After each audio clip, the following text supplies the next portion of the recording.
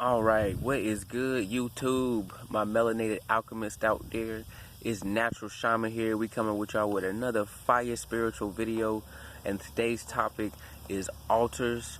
What are they used for? What is an altar? And how can you make one? These are the questions that we're going to answer in these videos today. And I'm going to go ahead and let Ashley get into it. Because, we wouldn't even be doing any altar work if it wasn't for Ashley, introducing it. We may have slightly different perspectives on like what an altar is, or maybe we got the same perspective and we might use different words on it. But I'm gonna go ahead and let her get into it. What an altar is to me, an altar is me creating a portal, a sacred space in this 3D dimension. Just like in church, they have altars at the pulpit where people come forth. They get their healing oils, they lay down all their troubles. Well, supposedly they're supposed to lay down all their troubles and their thoughts, and they come for their healing process at the altar. This, at the altar, for me, is like anywhere I want it to be. How about you? Well, from my perspective, man, an altar is a spiritual workbench. So anything that you're looking to manifest or perform spiritually that involves you tapping into, certain elements that you're using that are outside of yourself. If you're not even though everything is you and everything is you and you are everything, like if you grab a certain type of crystal and then you grab a certain type of herb and you put that on the altar, then it becomes something physical, and that's a physical representation of the energies within you. And so that altar, when you combine those on the table, on the altar, or whatever you're using for altar, it doesn't have to be a table, that actually becomes like your place of work. Like when you go into school, like that's your desk. If you're in an office, like that's your computer cubby. That's what I'm looking at an altar as, and my perspective on what an altar actually is an altar is a place of recognition. An altar is a place of manifestation. An altar is sacred, like Ashley is saying, and an altar is another thing about that altar being sacred is the fact that a sacred place is a place where you want to pay homage to your ancestors. An altar can be many things, and it can do many things for you and help you with many things, but ultimately it's a spiritual tool, that you use in order to manifest the things that you want, as well as, pay your respects to your ancestors and do spells. That's one of my favorite things to do with the altar is to do spells, as well as, pay homage to the ancestors.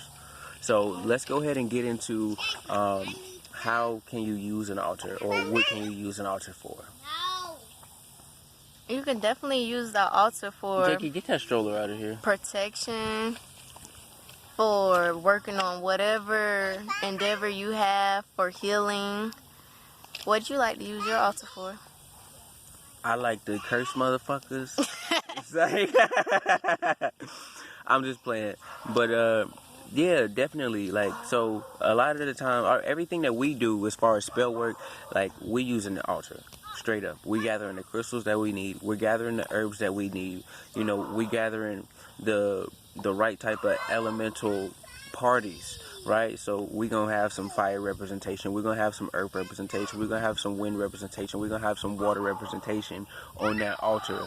And pretty much you can put your sigil magic, do all of that, manifesting that type of energy on the altar. And then the ritual is what connects you to that energy. So everybody's like, oh, you got to follow this specific ritual or this specific code for this thing on your altar or this spell. That's not what you have to do.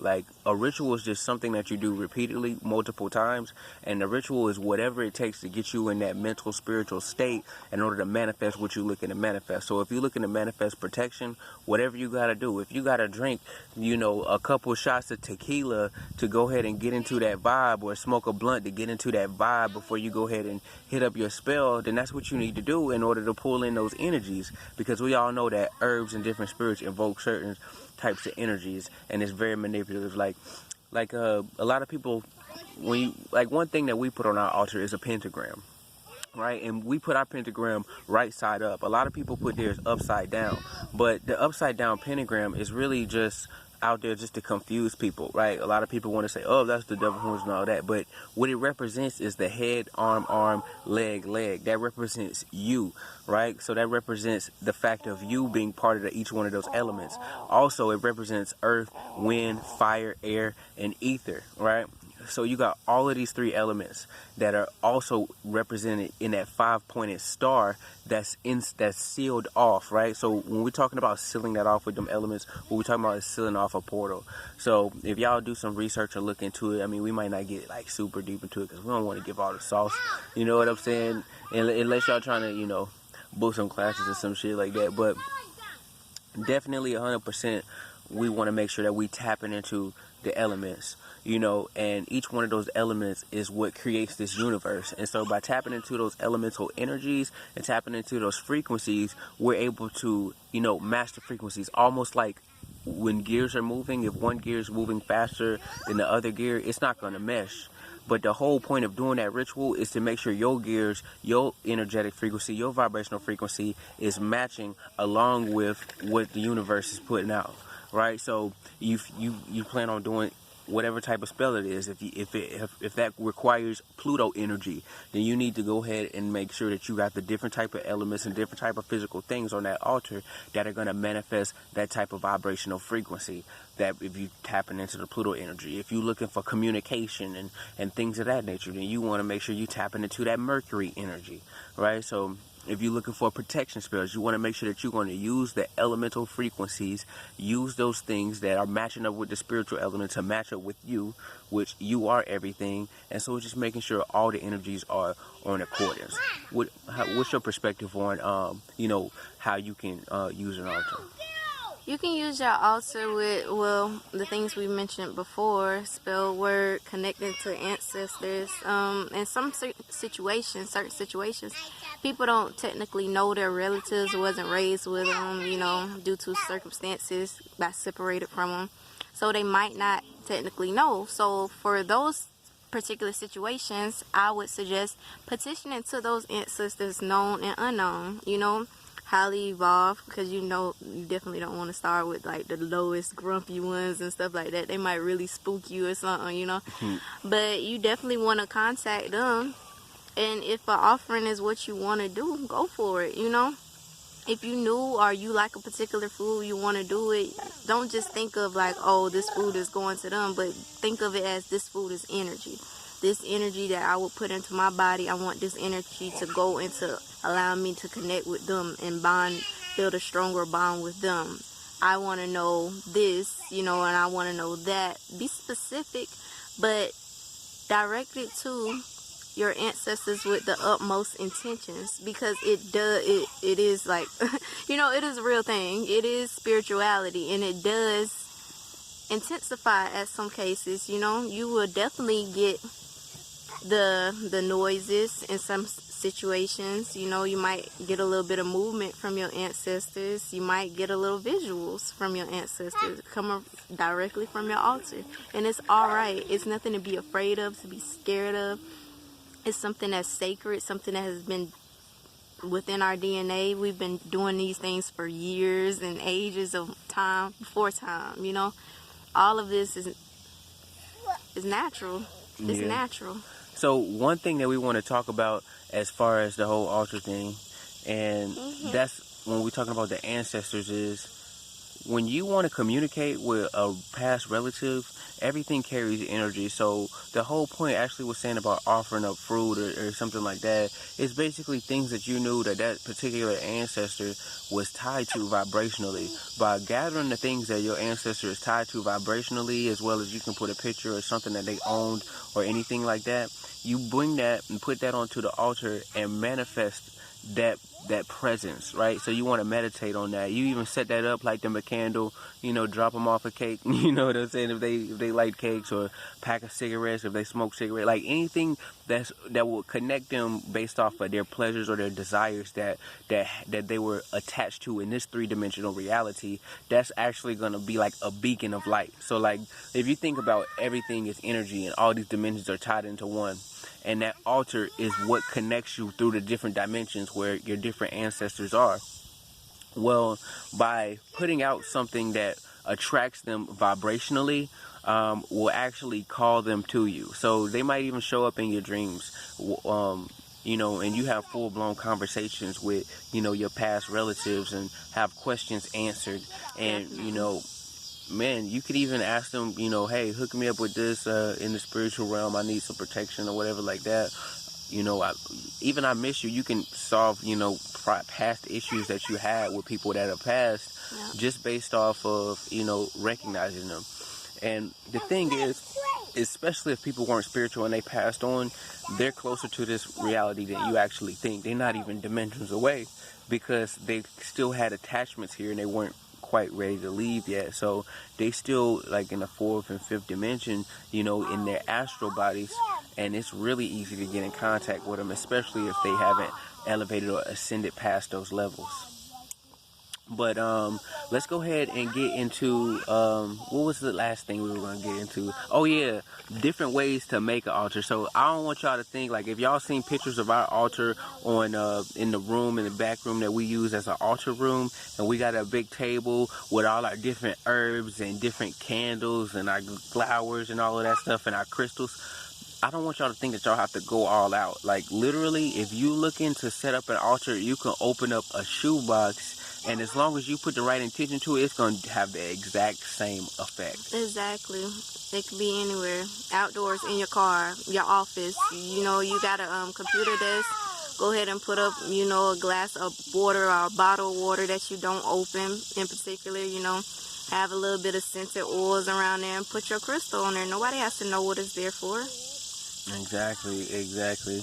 And the most powerful way that you can use an altar is, you know, when I was saying that astrology pretty much is everything, it's not just astrology like, oh, like I'm a Leo, she's a Pisces, or I'm an Aquarius and they're Sagittarius. No, it's what the stars and the moon and the planetary signatures are giving off. Those type of energies control the energies that are manifested into this reality, like I was saying in the last video. So depending on what you want to use for your altar is going to be depending on where these stars are placed at. Going to determine the different type of effects that you planning on bringing based off of what you're doing. So you're not going to want to sit up here and do something on one day when that's not the day for it, or that type of energy is not being permeated, because it might not turn out how you expected it because the energies weren't all meshing together. You know, it's all got to have this like cognitive gears going on together in oneness, in unison, in order for your altar work to actually work. I'm not saying that you got to do this, have like a specific day for like a relative or ancestor. You can pay homage to them at any time. But when you're talking about manifesting, when you're talking about having things affect the physical realm, you have to go along with the energies that are already affecting the physical realm. You can't go against the grain. It's just like trying to build a building against nature, right? Like in 100 years, that building's going to be overran by nature. So, but back to the different ways. Like you can do it on a plastic. You know, we can do it in a file cabinet. You can have like a secret file cabinet altar. Some crazy shit like that. You know, put your little voodoo dolls in there. You hate your neighbor, make a voodoo doll, stab the fuck out his ass and burn him on that altar and watch his ass. Like, I'm just playing. Jokes, y'all. I'm just playing. We don't do nothing like that. But don't play with me though. You can definitely protect yourself. I'm just playing. Yeah, you can definitely protect yourself.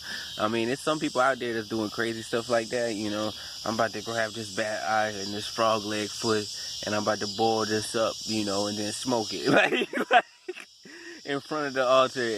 But overall, do what works for you. Okay, don't be scared about it. Be open.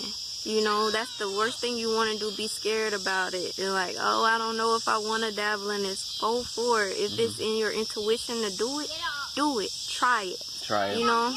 Like, check this out. If you want to go ahead and set up an altar and you don't have an altar set up, all you have to do, grab yourself a shoebox. Grab yourself a little white tea tree candle. You know what I'm saying? Grab a white tea light candle. Maybe grab yourself some herbs or some oregano. You know, make like a little circle there. You know, grab yourself, you know, a little crystal or a couple rocks that are significant to you. Anything that energetically you're gravitated towards, any plants that you may be gravitating towards, and put that in the shoebox and put it in a way that, you know, you feel energetically empowered by it. I mean, it doesn't have to be in a specific shape or anything like that, as long as you feel energetically drawn to it. And then meditate while you set that up, and see the effects that you get from it. I guarantee you're gonna feel some powerful energy. Yep, and definitely add water. Definitely. Oh yeah, add water. Key thing about the altars is make sure you include all the elements and intention. Intention equals manifestation, right? So the more intent you put into it, the more you manifest, and the more you believe in yourself, the more the universe works for you, right? Because if you the universe, right, and everything operates around you, what's gonna happen when you have self-doubt? You working against yourself. Yep. But we're gonna end it at that. So it's been nice talking to y'all. Go ahead, drop a like, hit that comment section, subscribe. If you got a altar, go ahead and drop a like and leave a comment and tell me how long you done had your altar set up.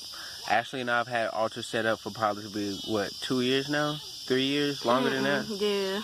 Longer than, dang. No, I'm tripping. I'm just thinking when I recently got involved, because Ashley was literally doing it on the low for a minute before I really hopped involved. Like, I was just like, yeah, what's that? And I really didn't, like, I wasn't 100% involved until the altar came into, like, the room, until she brought it in the bedroom, right? And so, you know, I've been into the altar work probably for about 3 years now. I ain't even gonna lie, but Ashley been doing it longer than me. So, yeah, 100%. Hope y'all enjoyed that video. You know, nothing to be afraid of. Ain't nothing to it but to do it. Yeah. And peace, love, and freedom. We out.